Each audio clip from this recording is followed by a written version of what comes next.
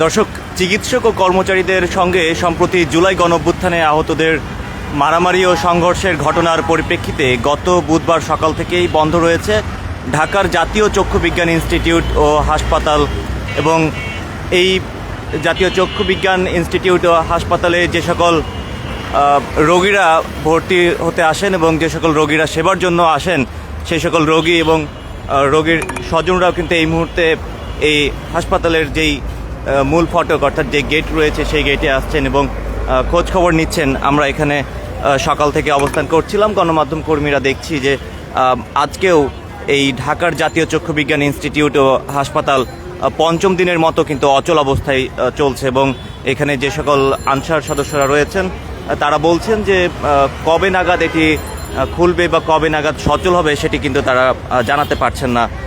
এবং এই যে যারা রোগীরা রয়েছেন এবং রোগীর যারা স্বজনরা রয়েছেন তারা কিন্তু এখানে আসছেন, এতে করে প্রতিদিনই চিকিৎসা নিতে আসা শত শত রোগীকে ফিরে যেতে হচ্ছে।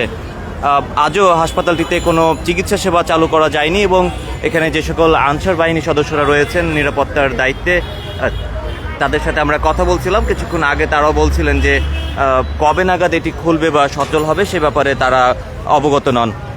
আমরা দেখতে পাচ্ছি আজকে সকাল 9টা থেকে রোগী ও তাদের স্বজনরা কিন্তু এখানে চরম ভোগান্তিতে পড়েছেন এবং আজ প্রায় সকাল থেকে এখানে কিন্তু লাইনে দাঁড়িয়ে থেকেও এবং চিকিৎসা নিতে আসা যে সকল রোগীরা আসছিলেন এবং রোগীর স্বজনরা তারা কিন্তু হতাশ হয়ে ফিরে গিয়েছেন।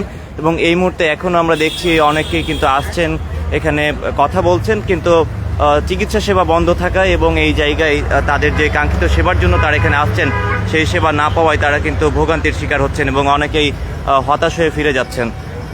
দর্শক, বলে রাখি, চিকিৎসক ও কর্মচারীদের সঙ্গে সম্প্রতি জুলাই গণঅভ্যুত্থানে আহতদের যে মারামারির ঘটনা এবং সংঘর্ষ, সেই মারামারি ঘটনা ও সংঘর্ষের ঘটনার পরিপ্রেক্ষিতেই গত বুধবার সকাল থেকেই এই জাতীয় চক্ষু বিজ্ঞান ইনস্টিটিউট ও হাসপাতাল কিন্তু বন্ধ রয়েছে। এবং এই যে চিকিৎসা সেবা বন্ধ থাকার কারণে এখানে কিন্তু শত শত রোগী এবং তাদের স্বজনরা আসছেন, কিন্তু চিকিৎসা সেবা না পেয়ে তারা কিন্তু অনেকেই হতাশ হয়ে ফিরে যাচ্ছেন। এখানে দেখতে পাচ্ছি একজন রয়েছেন। আপনারা কোথা থেকে এসেছেন? এবং আমরা আসছি হলো বিজলি মহল্লা, মোহাম্মদপুর বিজলি মহল্লা থেকে আসছি। মোহাম্মদপুর থেকে এসেছেন। এখানে শুনতেছি অনির্দিষ্টকালের জন্য বন্ধ থাকবে, এই জন্য আমরা অনেক দুঃখিত। এখন আমরা কি হবে, আমরা তো অনেক বিপদ, তো বেসরকারি ভাবে আমরা যাইতে পারি না, অনেক টাকা লাগে, এই জন্য আমরা আসছি সরকারিতে। কখন এসছেন এবং তারা কি বলছেন সেখানে কথা বলার পরে? আসছি আমরা 8টা বাজে। 8টার সময় এসছেন? 8টা থেকে এখন কয়টা বাজে এখনো আমাদের কোনো ইয়ে নাই। আমরা গেটের মধ্যে দাঁড়াইছি, অনেক কষ্ট। কি সরকার কি এই যে কি হাসিনা গেছে তো আর হাসিনা নাই। আপনাদেরকে সেখানে যারা দায়িত্বে রয়েছেন তারা কি বলছেন? তারা বলতেছে যে অনির্দিষ্টকালের জন্য বন্ধ, এখানে গন্ডগোল হয়েছে, তোমরা চলে যাও। কবে নাগাদ খুলবে এরকম কিছু তারা বলতে পারে? তারা সিদ্ধান্ত দিতেছে না। দর্শক, শুনছিলেন এখানে যে সকল রোগী এবং স্বজনরা যারা আসছেন রোগীর সাথে, তারা বলছেন যে এই জাতীয় চক্ষু বিজ্ঞান ইনস্টিটিউট হাসপাতালে তারা চিকিৎসা সেবা নিতে এসে কিন্তু হতাশ হচ্ছেন এবং এখানে সেবা কার্যক্রম বন্ধ রয়েছে। আজকে সকাল 9টার আগে থেকে অনেকে আসছেন এবং আমরা গণমাধ্যম কর্মীরা এখানে সকাল 9টা থেকে অবস্থান করছিলাম। আমরা দেখেছি যে যে সকল রোগীরা এবং তাদের স্বজনরা আসছেন তারা কিন্তু চিকিৎসা সেবা না পেয়ে এই যে মূল ফটক রয়েছে অর্থাৎ প্রধান যেই গেট রয়েছে এই গেট থেকে কিন্তু তারা হতাশ হয়ে ফিরে যাচ্ছেন।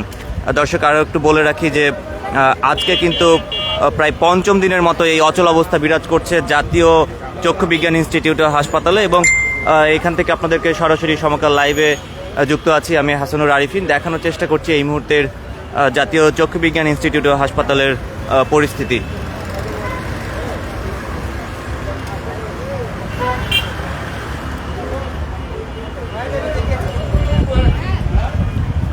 দর্শক, একটু ভেতরের দিকে দেখানোর চেষ্টা করছি যে সকল আইনশৃঙ্খলা রক্ষাকারী বাহিনীর সদস্যরা রয়েছেন।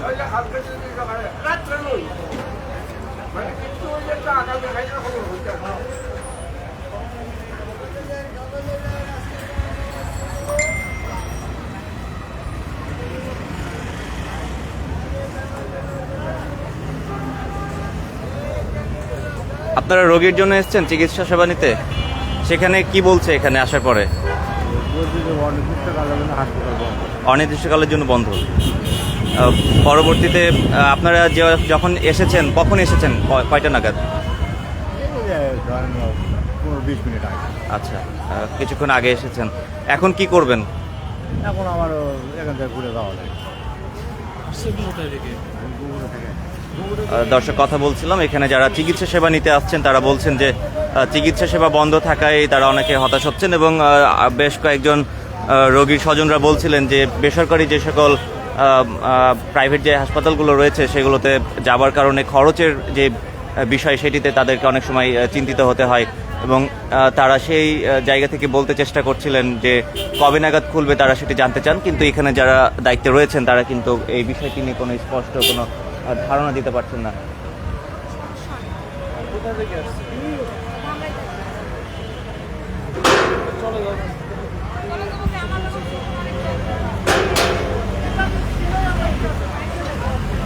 দর্শক, সরাসরি যুক্ত ছিলাম সমকাল লাইভে। দেখছিলেন জাতীয় চক্ষু বিজ্ঞান ইনস্টিটিউট ও হাসপাতালের পঞ্চম দিনের মতো যে অচল অবস্থা, সেই অচল অবস্থার সর্বশেষ পরিস্থিতি।